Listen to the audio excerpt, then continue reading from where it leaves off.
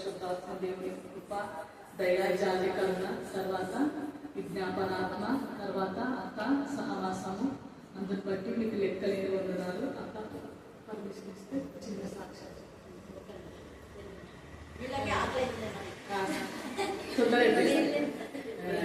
డెలివరీకి ముందు దేవుడు అద్భుత రీతిగా 3 మాల నుంచి కార్యం చేసినాడు, మళ్ళీ తిరిగి తీసుకొని వచ్చినాడు. అయితే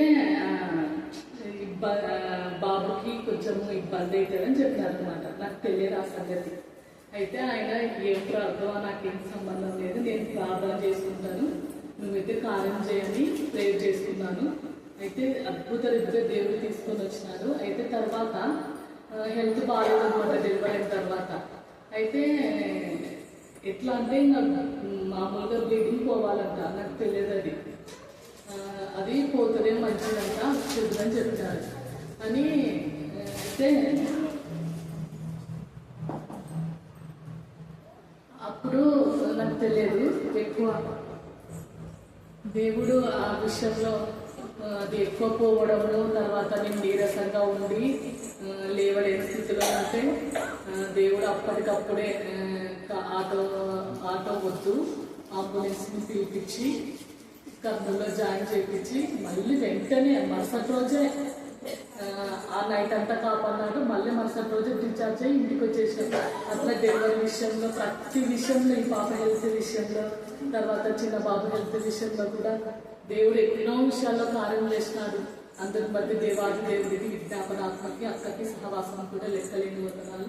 మా కోసం ప్రార్థిస్తున్న సహవాసం కూడా మీకు లెక్కలేని వందనాలు. కళ్ళు మూసుకున్నట్లయితే ప్రార్థన. మా మిక్కిలిగా ప్రేమిస్తున్న మాట్లాడి పాదములకు లెక్కలేని వందనాలు చెల్లిస్తున్నాం ప్రభు. ఈరోజు నా తండ్రి, మరి నాయన మీరు మా కోసం నాయన సృష్టించిన సృష్టికర్తగా నా తండ్రి, మీరు వేసిన ఈ విత్తనం నాయన అనేకులకు నా తండ్రి ఆవరించే విధంగా అయితే నాయన అన్నిటికీ నాయన మరి ఆశ్రయంలో ఏ విధంగా ఉందో ప్రభు, మీరు నాయన ఇచ్చిన ఈ మొక్క నాయన మాకందరికి ఆశ్రయంగా కాకుండా నాయన మేము ఇతరులకు ఆశ్రయంగా ఉండే నా తండ్రి జీవితాన్ని నాయన మీరు అక్కడ ద్వారా మాకు ఇచ్చినందుకు మీకు లెక్కలేని వందనాలు చెల్లిస్తున్నాం. పరిశుద్ధాత్మ తండ్రిగా మీరుండి ఇక్కడ నాయన వాక్యంని వెదజల్లి నాయన మరియు అభివృద్ధిలోకి మమ్మల్ని తీసుకొస్తుంటున్నాను. ఐమావతిలో నాయన పరిశుద్ధాత్మ తండ్రిగా మీరుండి నాయన మీరు ఇచ్చిన నాయన ప్రతి ఒక్క అమూల్యమైన వాక్కును మా హృదయంలో నాయన సంధింపజేసిన ఆ తల్లి ఒక మెట్టు ఎదింపడానికి దయ చూపించినందుకు మీకు వందనాలు. అవును యేసయ్య, ఏ నాటి స్థితి ఆ నాటికి చల్లను సెలవిచ్చిన దేవుడు అయ్యా, మాకు ఏదైతే మీరు ఇచ్చినా తృప్తి పడడానికి సహాయం చేయండి. బిడ్డల విషయంలో ఎంతో మెరుగు చేస్తున్నారు. ఇక్కడ ఉన్న ప్రతి ఒక్క బిడ్డ జీవితంలో ఎంతో అద్భుతం చేస్తున్నారు ప్రభా. అలాగే మా ఫ్రెండ్స్ని, జూనియర్స్ని, సీనియర్స్ని నా తండ్రి మాకు సహకరిస్తున్న ఇక్కడ నాయన మా ఫ్రెండ్ని బట్టి కూడా మీకు లెక్కలేని వందనాలు ప్రభా. మరి తన హెల్త్ విషయంలో కూడా మీరు అద్భుత రీతిగా తీసుకొచ్చి ఈరోజు ఆ బిడ్డని ఇక్కడ మాతో పాటు సజీవ సంఖ్యలో ఉంచినందుకు కూడా మీకు లెక్కలేని వందనాలు ప్రభా. అలాగే నా తండ్రి మరి అక్క జన్మదినం ఈ రోజు నా తండ్రి మరి నాన్న వస్తాననుకోలేదు ప్రభు, ఆయన అప్పటికి దయ చూపించినందుకు మీకు వందనాలు. మరి నాన్న మీ ఆత్మతో ఇక్కడ నింపండి ప్రభు, పరిశుద్ధాత్మ అగ్నిని మీరు ఇక్కడతో నింపండి ప్రభు. ఒక్కొక్కరిని నాన్న నూతనమైన నాన్న అభిషేకంతో నింపి నాయన ఆశీర్వదించండి ప్రభు, బలపరచండి ప్రభు. అయ్యా సహాయము చేయండి నాన్న.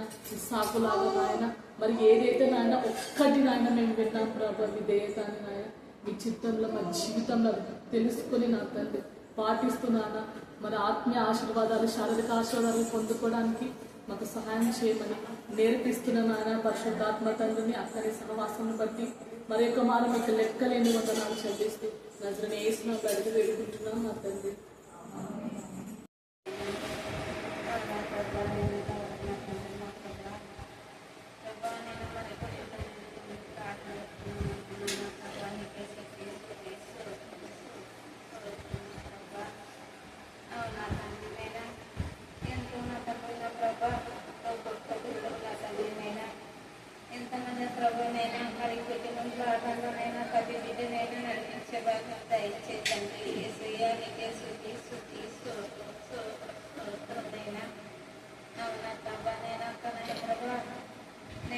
వాక్యం చెప్తున్నారు నైనా, ప్రతి వాక్యం నైనా మా హృదయంలో నైనా ధ్యానిస్తున్నాయినా దయచేయమనుకున్నాను ప్రభా. నీకే స్తుతి స్తుతి స్తుతున్నా తండ్రి.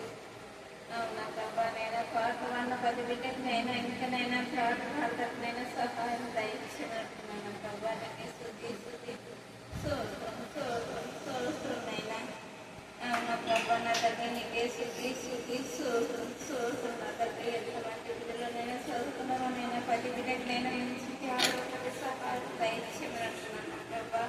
నీకే స్తుతి సోదరునైనా అవునా ప్రభా. నేను ఎంతమంది కుటుంబంలో కష్టాలు బాధలో నా తండ్రి 10 కుటుంబానికి నేనే సమాధానం దయచేయమంటున్నాను ప్రభా. నీకే స్తుతి నా తండ్రి అవునా ప్రభా. నా తండ్రికి వచ్చిన 10 బిడ్డ కుటుంబాన్ని అయినా ఆశీర్వదించమని పెడుతున్నాను నా ప్రభా. నీకే స్తుతి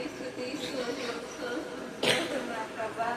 నేను అక్కడికి నా తండ్రినైనా వాక్యం చెప్తున్నాగా నేను మంచి ఆరోగ్యం దయచేయమంటున్నాను నా ప్రభా. నీకే స్తుతి నైనా అవునా ప్రభా. నేను కొద్ది పాటనైనా సమర్పించి అడిగి వెళ్తున్నాను ప్రభు తండ్రి. ఇశ్రాయేలీయుల అధిపతులు లేకపోయి దెబోరా అను నేను రాకమునుపు ఇశ్రాయేలులో నేను తల్లిగా నుండకమునుపు వారు లేకపోయిరి. ఇశ్రాయేలు క్రొత్త దేవతలను కోరుకొనగా యుద్ధము ద్వారముల యుద్ధకు వచ్చెను. ఇశ్రాయేలీలలో 40,000 మందికి ఒక కేడమే గాని ఈటయే గాని కనబడలేదు. జనులలో ఇశ్రాయేలీయుల అధిపతులు సంతోషంగా సిద్ధపడిరి. వారి యందు నాకు ప్రేమ కలదు. యెహోవాను స్తుతించుడి. తెల్లగాడిదల నెప్పువారలారా, తివాసుల మీద కూర్చుండు వారలారా, త్రోవలో నడుచువారలారా, ఈ సంగతి ప్రకటించుడి. విలుకాండ ధ్వనికి దూరంగా నుండువారు, నీళ్లు చేదుకొని స్థలములలో నుండువారు యెహోవా నీతి క్రియలను ప్రకటించెదరు. ఇశ్రాయేలీయుల గ్రామంలో ఆయన జరిగించు నీతి క్రియలను వారు ప్రకటించెదరు. వినుటకై యెహోవా జనులు ద్వారములలో కూడుదురు. దెబోరా మేలుకొనుము, మేలుకొనుము, దెబోరా మేలుకొనుము, మేలుకొనుము, బారాకు కీర్తన పాడుము. అభినోయం కుమారుడా లెమ్ము, చెరపట్టిన వారిని చెరపట్టుము. దేవుడి పరిశుద్ధ లేఖన వాక్యాన్ని ఇంతవరకు ఎప్పుడు ఆగిపోలేదు. దేవుడు ఆగిపోనే. అలాగనే గృహ కూడికలు కూడా పోయిన వారంలో షేమ్ వాళ్ళ ఇంట్లో ఉండ, ఈ రోజు వీళ్ళ ఇంట్లో కదా. రేపు కూడా నాకు చర్చిలో అంటే స్టాండింగ్ చర్చిలో ప్రోగ్రామ్ ఉంది, రిట్రీట్. వీలైతే మీరు రాగలిగిన వాళ్ళు రావచ్చు. ఇక్కడ ఈ రోజు నేను ఎందుకు అసలు ఏం చెప్పాలని చాలాసార్లు అనుకున్నా. ఏదేదో లేఖనంగా ధ్యానించుకుంటున్నాను. వెంటనే పరిశుద్ధాత్మ దేవుడు ఆమె పేరు దెబోరా కదా, దెబోరా గురించి ఎందుకు చెప్పకూడదు అన్నాడు. వెంటనే తయారు అనుకున్నా. హల్లెలూయా, హల్లెలూయా, హల్లెలూయా. మన మంగళవారంలో అక్క దెబోరా గురించి చెప్పిందంట కదా. మంగళవారం చర్చిలో దేవుని తీసుకు వచ్చాం. ఎందుకంటే దెబోరా గురించి దేవుడు ఇట్లా గుర్తు చేస్తున్నాడు. మరి మీరందరూ కూడా వాక్యం విన్న తర్వాత దెబోరా కావాలి. మీరు కూడా అలాగా ఊరికే వాక్యం వినడం, చదవడం, చెప్పడం ముఖ్యం కాదు. వాక్యం వినేవాళ్ళు ఒకటే, చెప్పేవాళ్ళు ఒకటే, చదివేవాళ్ళు ఒకటే, పాడేవాళ్ళు ఒకటే, ప్రార్థించే వాళ్ళు ఒకటే. అందరం సమానమే, ఎవరు ఎక్కువ కాదు. నా దృష్టిలో, వేరేవాళ్ళ దృష్టిలో వాళ్ళు ఎక్కువ చెప్పుకోవచ్చు, కానీ దేవుని దృష్టిలో మనం అందరం ఒక్కటే. హల్లెలూయా, హల్లెలూయా, హల్లెలూయా, హల్లెలూయా. ఇక్కడ 7వ వచనంలో ఏమంటున్నా అంటే, మనం ఈరోజు ధ్యాన అంశం ఏంటంటే దెబోరా ఇశ్రాయేలులకు తల్లి. చెప్పండి, అంశం ఏంది? మళ్ళీ చెప్పాలి, మళ్ళీ చెప్పాలి. దెబోరాను ఇశ్రాయేలులకే తల్లి అని ఎంత చక్కగా దేవుడు లేఖన భాగంలో రాసి ఉంచాడు. కొంతమంది అబద్ధ బోధకులు తండ్రి ఉన్నారా, ఆత్మీయ తల్లి ఉండే, ఆత్మీయ తండ్రి ఉన్నారా, వాళ్ళ డాడీ అంటారు, వీళ్ళని మమ్మీ అంటారు అని తప్పుడు బోధలు చేస్తుందని నన్ను అడుగుతారు. ఒక అనుభూగా అట్లానే ఇదిగో వాక్యం చూపిస్తున్నాను. ఇక్కడ ఈయన ఒక్కరు కాదు, ఎవరికంట ఇశ్రాయేలులకే అంటే 12 గోత్రాలు. 12 గోత్రాలకు దెబోరా ఎలా ఉందంట? తల్లిగా ఉంది. చెప్పండి, ఎలా ఉందంట? తల్లిగా ఉంది. అంటే ఎంత ఆధ్యాత్మికంగా ఆమె దేవుడు ఆశీర్వదించింది. 12 గోత్రాలు, ఒక గోత్రం కాదు, 12 గోత్రాలు. నిజంగా ఒకప్పుడు దేవుడు కూడా నాతో ఇలా మాట్లాడు, చాలా గోత్రాలు ఉన్నాయి గురువులో, ఆ గోత్రాలను నువ్వు ఆదరించాలి అన్నాడు. నాకు చేతనంత వరకు చేస్తా ప్రభా, చేతగాన్ని నీకు అప్పగిస్తా, నువ్వు ఆదరించన్నా. హల్లెలూయా, హల్లెలూయా, హల్లెలూయా. కొన్ని గోత్రాల వరకు చాలా రోషం వచ్చేసింది. ఏంటంటే నువ్వు రాకున్నావు, నువ్వు రావాలి ఖచ్చితంగా, ఒక్క వారం రాకపోయినా మేము అసలు తప్పలేకపోతున్నాం అన్నారు. అంటే దేవుడు ఎప్పుడు ఎక్కడ వాడుకోవాలో అక్కడ వాడుకుంటాడని చెప్పాను నేను. హల్లెలూయా, హల్లెలూయా. అందుకని ఇక్కడ కూడా ఈ దెబోరాకు ఎన్ని ఆటంకములు వచ్చాయి, అన్ని వచ్చినాయి, కానీ ఎక్కడ ఆమె సన్నగిలిపోదు. ఆమె ఎంత చక్కగా చెప్తుంది చూడండి. ఆమె ఒక తల్లిగా అంటే 4వ అధ్యాయంలో ఆమె లక్కీ రోజుకు భార్య, ఒక గృహిణి, ఒక ఇల్లాలు, ఆమె పిల్లలు ఉన్నారు. ఆమె పిల్లల్ని ఎలా చూస్తుందో ఇస్రాయేలు 12 గోత్రాల పిల్లలందరూ కూడా అలాగే చూస్తున్నారు. ఇస్రాయేలు 12 గోత్రాలు ఉన్న వాళ్ళందరినీ కూడా ఆమె తల్లిలాగానే ఆదరించింది, ధైర్యం చెప్పింది, కృంగిపోయిన వాడిని లేవనెత్తింది, న్యాయాధిపతిగా న్యాయం చెప్పింది కానీ అన్యాయం చెప్పాలి. మనలో అయితే డబ్బులు ఎవరైతే వాళ్ళకు న్యాయం చెప్తుంటారు, డబ్బులు తీసుకునేది అన్యాయం చెప్పేది. ఉన్నదాన్ని లేనిదాన్ని కలిపి చెరిపడి బోధలు ఉంటాయి, ఉన్నదాన్ని లేనిదాన్ని కలిపి చెరిపడి న్యాయాన్ని అన్యాయంగా తిప్పివేస్తుంటారు, సత్యం అసత్యం అని చెప్తుంటారు, జరిగేది ఒకటి చెప్పేది ఒకటి చెప్తుంటారు, కల్పన కథలు, కల్పన సాక్ష్యాలు, అబద్ధ సాక్ష్యాలు. కానీ దెబోరా అలా చేయదు. దెబోరా తన సొంత వాళ్ళైనా తప్పు చేసిన వాళ్ళని గర్భించింది, బుద్ధి చెప్పింది. ఆమె న్యాయాధిపతి, ఆమె లక్ష్మీ రోజుకు భార్య, ఆమె న్యాయాధిపతి, సరళ వృక్షం కింద ఉంది. అంటే సరళమైన మార్గంలో న్యాయ తీర్పు తీర్చినటువంటి ఒక జడ్జి ఆమె ఒక ప్రవక్తగా రాబోయే విషయాలను కూడా ప్రజలకు తెలియజేసి గద్దించి బుద్ధి చెప్పింది. ఎవరికి గద్దించి బుద్ధి చెప్పింది అంటే అధిపతులకు. హల్లెలూయా, హల్లెలూయా. అందుకని ఇక్కడ అంటున్నాడు చూడండి, ఇశ్రాయేలీయులు కొత్త దేవతలను కోరుకొనగా. అండర్లైన్ చేసుకోండి.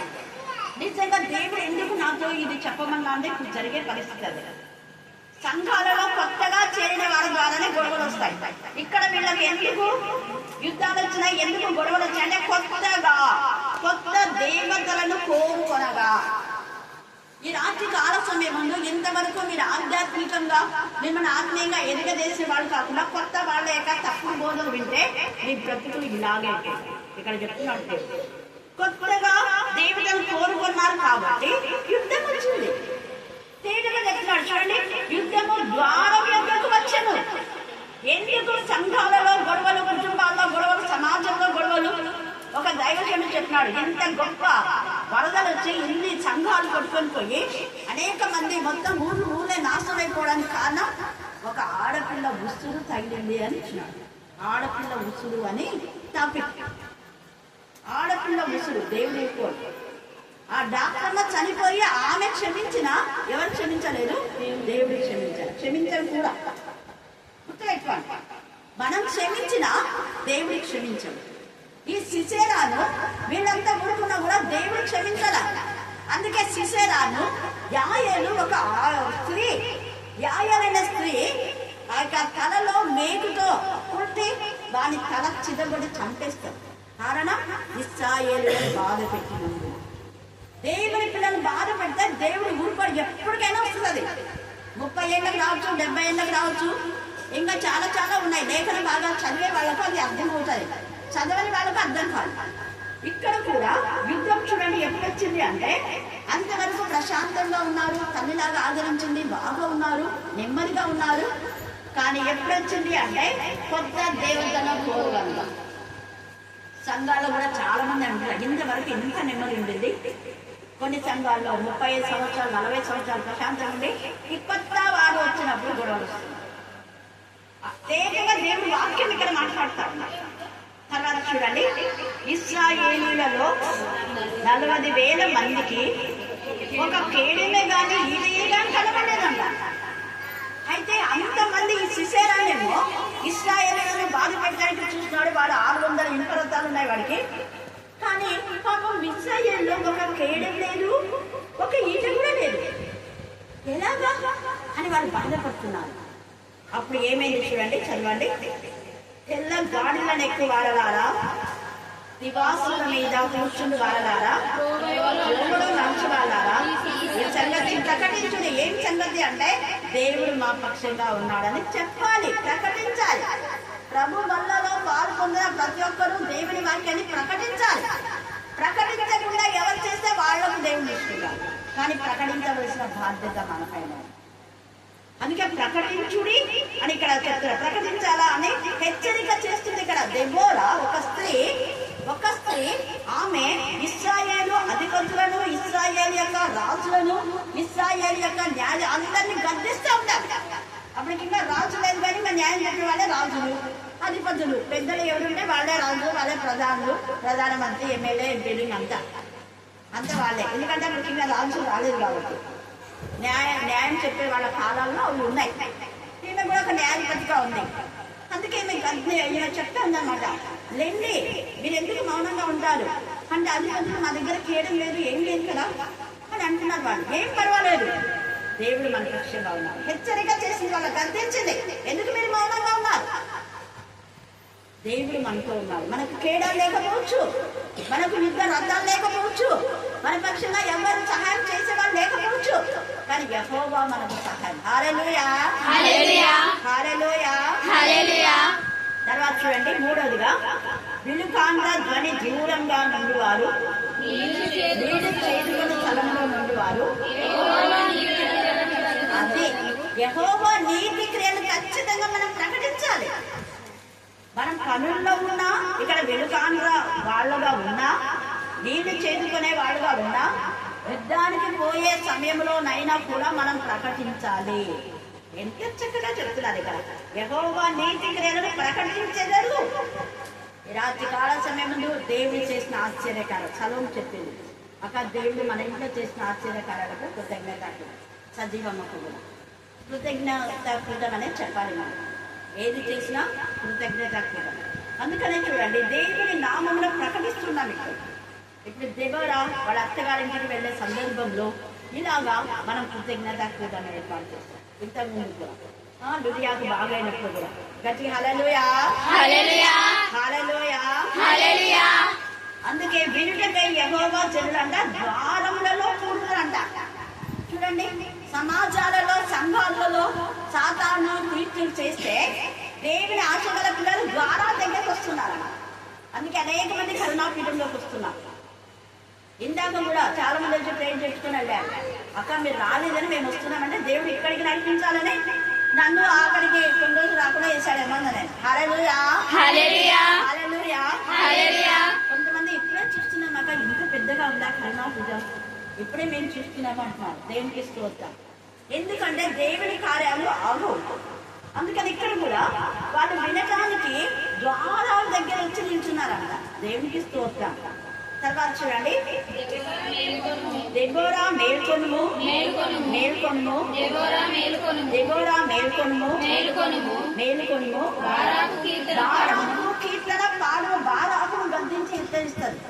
ఏం బారాకు నువ్వు మౌనంగా ఉన్నావు? ఏమి ఇశ్రాయేలులో మనకు అవసరం లేదా?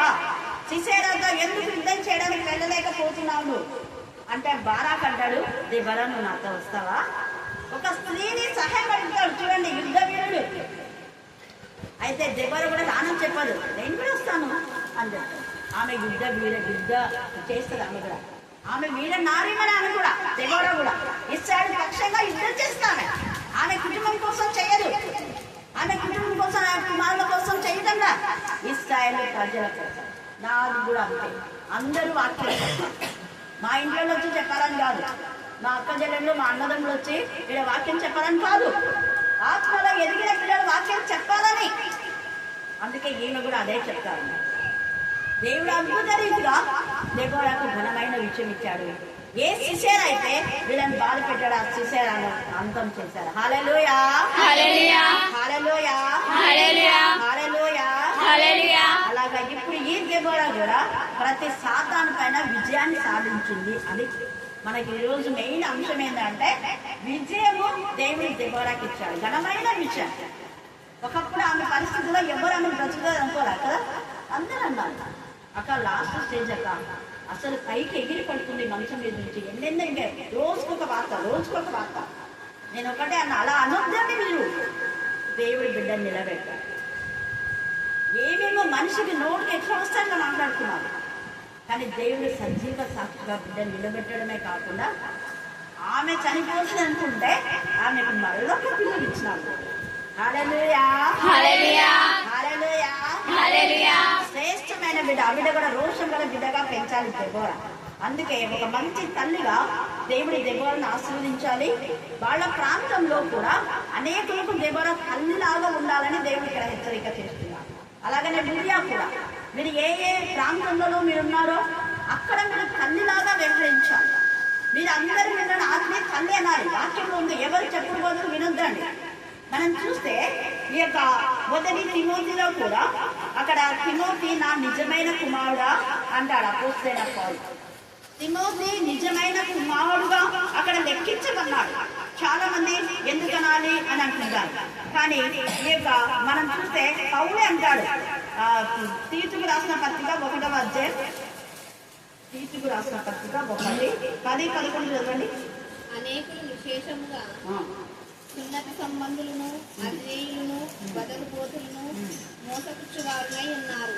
వారి నోళ్లు ఊహింపవలేదు. అది ఎవరెవరైతే తల్లి అనకూడదు, తండ్రి అనకూడదు అంటే వాళ్ళ నోళ్ళ దేవుడు చూస్తాం. ఇక్కడ యిర్మీయా కూడా 9వ అధ్యాయంలో ఆత్మలో అసలైన వారి కోసం కన్నీరు కార్చారు. ఆయన ఆత్మీయమైన తండ్రి. జనులు ఆత్మలో అసలైన వారి కోసం నా కన్నీరు ఏరులై కారుతున్నది అంటాడు. నా కన్ను కన్నీలో ఊటగా ఉంది అని అంటాడు. పౌలైతే తిమోతి నా నిజమైన కుమారుడా అని సంబోధిస్తాడు. అంటే పౌలు తండ్రే కదా మరి. హల్లెలూయా, హల్లెలూయా, హల్లెలూయా, హల్లెలూయా, హల్లెలూయా, హల్లెలూయా. తర్వాత రోమా 16:13 చదవండి. రోమా 16:13. ఎంతమంది తల్లులు ఇక్కడ వచ్చినారో చూడండి. ప్రభువునందు ఏర్పరచబడిన రూపునకు వందనములు, అతని తల్లికి వందనములు, అతని తల్లికి వందనములు, ఆమె నాకును తల్లి. ఇక్కడ రూపు తల్లిని నాకు తల్లి అంటాడు. నా ఆత్మీయమైన తల్లి అంటున్నాడు. ఎవరు చెప్తున్నారు? పౌలు. ఈ పౌలు ఎవరు? నేను క్రీస్తును పోలి ఉన్నాను, మీరు కూడా నన్ను పోలి నడుచుకున్నాను. సలోమి కూడా ఒక తల్లిలాగా తన 2 కుమారులను యేసు ప్రభుకు అప్పగించింది. తల్లి మరియ యొక్క చెల్లెలు, ఆమె కూడా తల్లిలాగా చూసుకుంది. తల్లిలాగా చూసుకుంది కాబట్టే యోహానుకు తల్లి మరియను అప్పగిస్తే నాలాగానే నువ్వు చూసుకొని ఆయన అని చెప్పింది. హల్లెలూయా, హల్లెలూయా, హల్లెలూయా, హల్లెలూయా. ఎంతమంది ఆత్మీయ తల్లులు ఉన్నారు. ఇక మనం చూస్తే తిమోతి 6వ అధ్యాయంలో 1వ వచనం చదవండి. మొదటి తిమోతి 6:1. దేవుని నామము ఆయన దోలయు దూషింపబడకున్నట్లు దాసత్వముకు కాడి కింద ఉన్న వారందరూ తమ యజమానులు పూర్ణమైన ఘనతకు పాత్రులను ఎంచవలెను. యజమానుల పూర్ణమైన ఘనత కంటే వాళ్ళ తల్లులాగా 5వ అధ్యాయం 1వ వచనం చదవండి. వృద్ధుని గద్దింపక అందరు కండక్ట్ చేయండి. ఎవరైతే మీకు తండ్రి అనొద్దు, డాడీ అనొద్దు, తల్లి అనొద్దు అంటే వాళ్ళకి ఇది చూపించి బుద్ధి చెప్పాలి. ఎంత తేలిగా ఉంది. వృద్ధులైన వాళ్ళందరూ మనకు తల్లులే. తండ్రి తల్లిగా భావించాలని వాక్యం చెప్తే తప్పుడు బోధన మీరు వింటున్నారేమో, వినద్దండి. తప్పుడు బోధన నేనైతే వినను. ఎవరైనా తప్పు చెప్పినంటే వెంటనే వినకుండా నా పాడికి నేను ధ్యానం చేసుకుంటా. దేవుని దగ్గర ప్రతి సండే కరుణాపీఠంలోనే ఉంది. హల్లెలూయా, హల్లెలూయా, హల్లెలూయా, హల్లెలూయా, హల్లెలూయా, హల్లెలూయా. నేను ఎక్కడైనా వెళ్ళినప్పుడు చర్చిలో కానీ ఎక్కడైనా ఎవరైనా తప్పు బోధ చేస్తానే వినను. నేను ధ్యానం చేసుకుంటాను. నా మెసేజ్ నేను తయారు చేసుకుంటాను. ఎందుకంటే ఇక్కడ వాక్యం చెప్పేది ఉంటుంది కదా, అందుకని ఇంకా వినాలి. అది వినకుండా నేను ధ్యానం చేసుకుంటా. అక్కడ వచ్చినందుకు అది ముందే తెలిస్తే వెళ్ళండి. తప్పుడు బోధన చేసే వాళ్ళ దగ్గరికి వెళ్ళకూడదు కూడా. అలాంటి వాళ్లకు ఇంట్లో కూడా రానికూడదంట, శుభమని కూడా చెప్పకూడదంట. తేజగా మొదటి యోహానులో తేజగా రాయబడిందన్న. అలాంటి కాదు, 2వ యోహానులో చూస్తే అలాంటి వాళ్ళకు నేను శుభమని కూడా చెప్పొద్దండి. చాలా మంది దుర్బోధలు చేస్తున్నారు. ఆత్మీయ తండ్రులు ఎవరు ఎవరు లేరు అనొద్దండి అని చెప్తున్నాడు. కానీ మనకు నిత్యమైన తండ్రి యేసయ్యనే. మనందరికీ నిత్యమైన తండ్రి యేసయ్యనే. కానీ పెద్దలను మనం గౌరవించాలి అని ఉంది. 2వ యోహాను 10వ వచనం చదవండి. తేటగా చూడండి. ఎవడైనాను ఈ బోధను తేట మీ యొద్దకు వచ్చిన ఎడల వారిని నీ ఇంట్లో చేయించుకోవద్దు. వాళ్ళని బయట పెట్టు, లోపల కూడా రానివ్వద్దు. వాళ్ళని ఇంట్లో చేయించుకోవద్దంట. మళ్ళీ ఏం చెప్పకూడదంట, చెప్పవద్దు. ఒకవేళ శుభమంటే ప్రైజ్రాలు కూడా చెప్పకూడదు అని. ఒకవేళ శుభమని వారితో చెప్పవాడు వాడి దుష్టక్రియలలో పాల్గొనకుండా జాగ్రత్త. అప్పుడు అన్నపూర్ణ జయంతి గౌరీ ఉండేవాళ్ళు ఎవో విట్నెస్ అని వాళ్ళు ఏదో మాట్లాడడం తీసుకొచ్చినప్పుడు నేను బయటనే పెట్టి మీరు బయటనే ఉండండి, నేను వచ్చి మాట్లాడతాను చెప్పిన. ఏదేదో చెప్పినారు, యేసు ప్రభు కాదు యెహోవా దేవుడే దేవుడు అని చూపించు, యెహోవా దేవుడు మాత్రమే యేసు ప్రభు దేవుడు కాదు అని చూపించాలి నాకు అన్న. ఆన్సర్ లేదని యెహోవా దేవుడే చూపిస్తున్నావు మంచిదే, కానీ యేసు ప్రభు దేవుడు కాదని ఉందా? లేదు కదా. మరి లేనప్పుడు నువ్వు ఎట్లా బోధిస్తావు? తక్కువ కూడా యెహోవా విట్నెస్ అని ఎట్లా ఎదుర్కొంటున్నావు? యేసు ప్రభు దేవుడే ఏం చెప్పినాడు? నా కుమారుని ద్వారా తప్ప ఏ విధానంలో తండ్రి దగ్గరికి రాలేదన్నాడు. కుమారుని నామన్నానే హెచ్చించాడు. అలాంటి వాళ్ళని మేము లోపలికి రాని మనుషులు కూడా ఇవ్వమన్నాం, వెళ్ళిపోయినా లేదు. ఎందుకు నేను చెప్తున్నా అంటే వాక్యం మనం తెలుసుకోలేకపోతే సాధన పూర్తిగా మనం మోసం చేస్తాం. అబద్ధ బోధలు వినొద్దంట, వింటే వాళ్ళ దుష్టక్రియలో మనం కూడా పారివారం అవుతాం. కాబట్టి ఈ రాత్రి కాల సమయమందు మనం ఒక తల్లిలాగా అనేక మందిని ఆదరించాలి. ఒక ఆత్మీయమైనటువంటి ఆధ్యాత్మిక విలువలు మనం తెలుసుకున్నవి ఇతరులకు మనం తెలియచేయాలి. దేవుడు ఈ లేఖన భాగాలు దీవించి మన అచ్చిన బిడ్డను జ్ఞానమేందు వైద్యందు దేవుని దయందు దేవుడు పెంపాలెలా చేయుగాక. ఆమె ఒక్క బిడ్డనే కాదు. ఇక్కడ నేను చెప్పే టాపిక్ ఏంటంటే మీకు పుట్టిన పిల్లలే మీ పిల్లలని కాదు, అందరినీ మీ పిల్లల్లాగా చూసుకోవాలి. వాళ్ళ కోసం ప్రార్థన చేయాలి. దేవుని నామం ఘనత కలుగాక. ఆమేన్ ఆమేన్ ఆమేన్.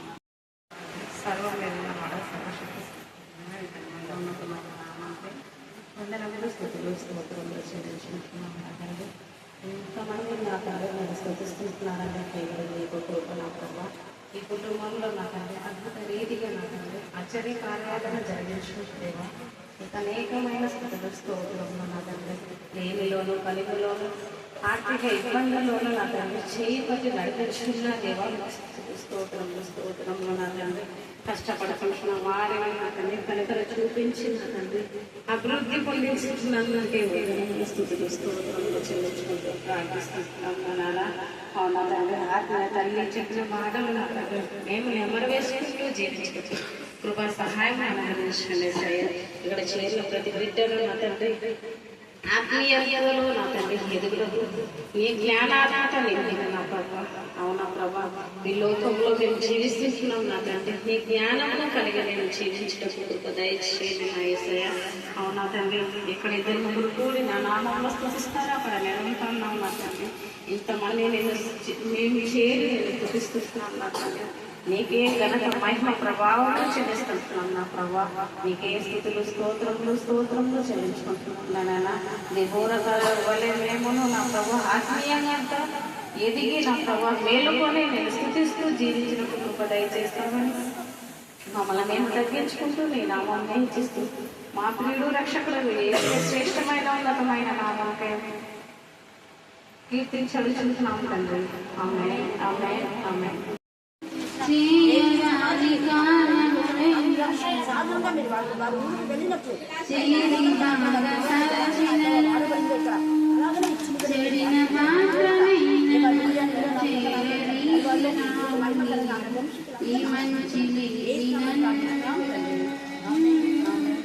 ఈ